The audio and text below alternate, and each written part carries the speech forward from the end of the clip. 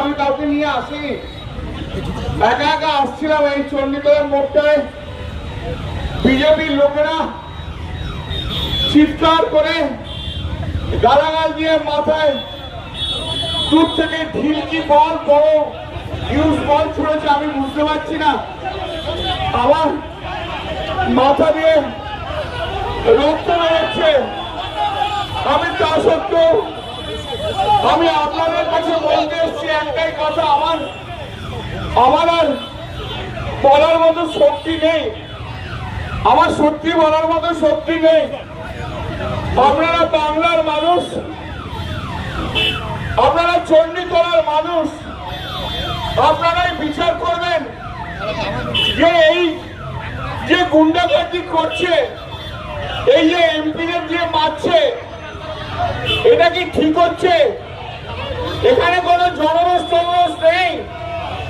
7-8 জন লোক মিলে বিজেপির 10 জন গেরুয়া ফেটটি বেঁধে আমাদের আগের সব কর্মীদের মারধর করছিল, আর এখনো আমাকে পর্যন্ত ছাড়েনি।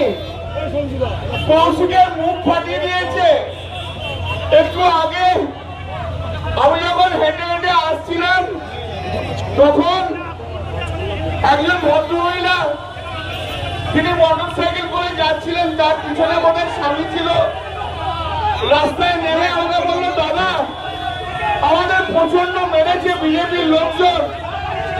সারা পশ্চিমবাংলায় যেভাবে বিজেপি যেভাবে আমাদের উপরে অত্যাচার করছে, বিজেপি শূন্য করে দিতে চাইছে, ওরা সিপিএম কে এবং পশ্চিমবাংলায় কংগ্রেসকে অক্সিজেন দিতে চাইছে। আমি আপনাদের কাছে আমি আবার এই মাইকের মাধ্যম দিয়ে আমি সারা বাংলার মানুষকে